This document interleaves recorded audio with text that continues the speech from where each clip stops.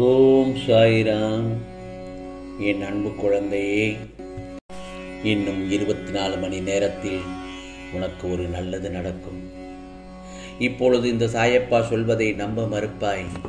நடந்த பின் 1000 முறை நன்றி சொல்ல ஓடோடி வருவாய். என் செல்லமே, நீ எப்படி இருக்கிறாய்? நீ நலமாக இல்லை. உன்னையும் உன் எண்ணம் பற்றியும் எனக்கு நன்றாக தெரியும். உன் மனதில் எவ்வளவு வழிகள் இருந்தாலும் எதை பற்றியும் அடுத்தவரிடம் காட்டிக்கொள்ளாமல் வெளியில் சிரிப்பதாய் நடித்து உள்ளுக்குள் அழுது புலம்பிக் கொண்டிருக்கிறாய். நீ மற்றவர்களிடம் நலமாக உள்ளது போல் நடிக்கலாம். ஆனால் நிம்மதியில்லாமல் இருப்பது இந்த சாயப்பாவுக்கு தெரியாதா? யார் யாருக்கெல்லாம் எவ்வளவோ அற்புதங்கள் செய்கிறீர்களே சாயப்பா, எனக்கு மட்டும் ஏன் வாழ்வில் முன்னேற்றம் தரவில்லை? நான் ஏன் வாழ்க்கையில் இவ்வளவு கஷ்டப்பட்டு கொண்டே இருக்கிறேன்? மன நிம்மதி இல்லாமல் இருக்கிறேன். எனக்கு மட்டும் ஏன் இவ்வளவு கடன் தொல்லைகள், பிரச்சனைகள் என்று என்னிடத்தில் அழுது புலம்பி தவிக்கின்றாய். சாயப்பா, நான் எதை செய்தாலும் அதில் உனக்காக நன்மையை யோசித்து செய்வேன். என்ன நடந்தாலும் அதை என்னிடத்தில் ஒப்படைத்துவிட்டு அமைதியாக இருந்து உனக்காக நான் விரைவில் நல்லதொரு அற்புதத்தை நிகழ்த்துவேன். கவலையின்றி அமைதியாக ஓய்விடு. இதோ உன் சாயப்பா உன் முன்னே சென்று கொண்டுதான் இருக்கிறேன். நீ என் பின்னே தைரியத்தோடு வா. பாசம் காட்டி வேஷம் போடும் மனிதனின் அன்பை காட்டிலும் எனக்காய் ஜீவனை கொடுத்த என் சாயப்பாவின் அன்பு ஒருபோதும் மாறாது. அப்படி என்று சொல்லும் என் செல்ல பிள்ளைக்கு உனக்கு நல்ல பலன்களை நான் தருகிறேன். நீ எப்பொழுதும் சற்று கவனமாக இருக்க வேண்டும்.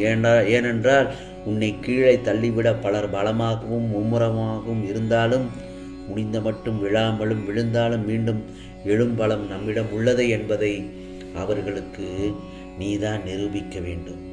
புரிகிறதா?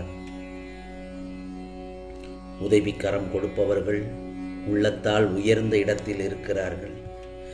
எல்லாம் நன்மைக்கே, வாழ்க்கை வாழ்வதற்கே என்ற எண்ணத்துடன் அமைதியாகவும் நம்பிக்கையுடனும் பொறுமையாகவும் வாழ கற்றுக்கொள். வாழ்க்கையில் சில நிகழ்வுகள் நீ விருப்பப்பட்டு நடக்காமல் இருக்கலாம். ஆனால் என்றும் உனக்கான நல்லது எதுவோ அது நிச்சயமாக நடக்கும். உன் விருப்பம் இல்லாமல் உன்னிடம் ஒரு நிகழ்வு வருகின்றது என்றால் உன் சாயப்பா உன் அருகில் உனக்கான நல்லதை எடுத்து தருகிறார் என்று நம்பிக்கை கொள். நீ விரும்பியதை மட்டும்தான் உன் கண்கள் பார்க்கும். நீ விரும்பியதை மட்டும்தான் உன் கண்கள் பார்க்கும். உனக்கான நல்லதை பார்க்க மறந்து விடுவாய். அதை உன் கண்கள் பார்க்கும் வண்ணம் நான் செய்வேன். என்னுடைய ஆசீர்வாதங்கள் உனக்கு எப்போதும் உண்டு. அதுவும் முழுவதுமாக ஆசீர்வதிக்கப்படுவாய்.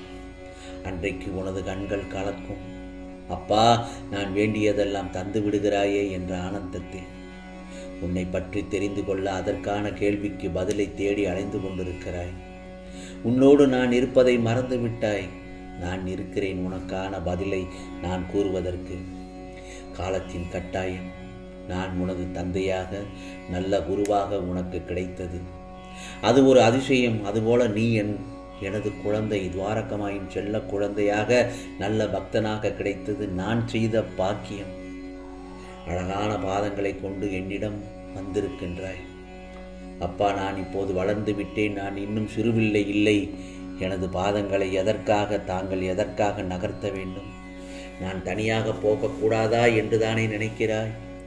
இந்த தருணத்தில் உன் மனதில் என்னென்ன ஆசைகள் தோன்றுகின்றன சற்று நினைத்துப்பார். எனக்கு நீ எப்போதும் சிறுபிள்ளை தான். உனது அத்தனை தேவைகளையும் பூர்த்தி செய்பவன் நான் தானே. உன்னை புண்படுத்தி வருத்தமடைய செய்தவர்களை நான் பார்த்து கொள்கிறேன். அவர்களை எல்லாம் என்னிடத்தில் விட்டுவிடு. நானே சர்வாதிகாரி என்று சொல்லிய பிறகு என்னை முழுவதுமாக ஏற்றுக்கொள். உனது வார்த்தைகளுக்காக உன் சாயப்பா காத்து கொண்டிருக்கிறேன்.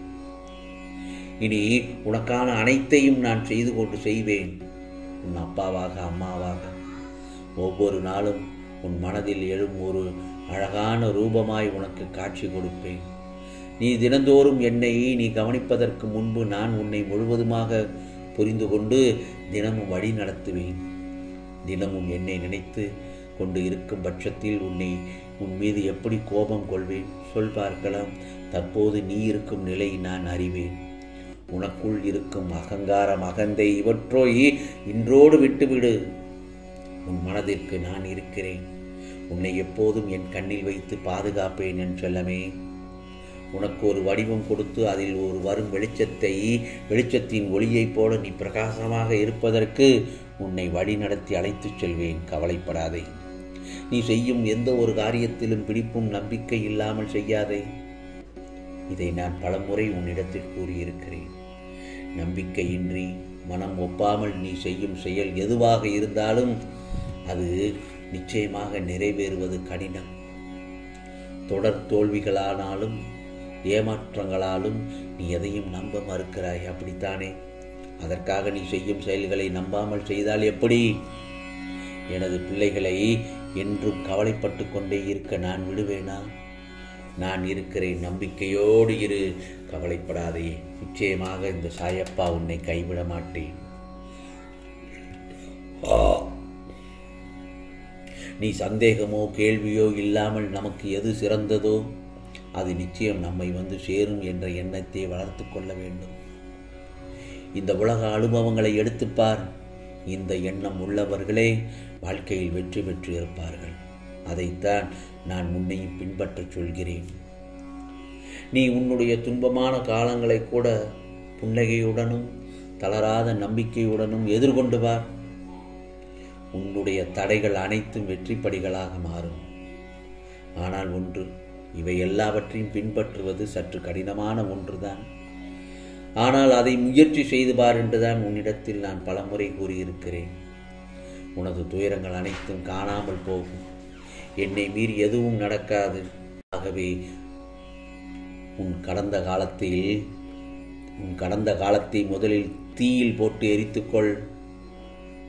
எதிர்காலத்தை காற்று போகும் வழியில் ஒப்படைத்து உன் நிகழ்கால தருணங்களை கவனித்து செயல்படு.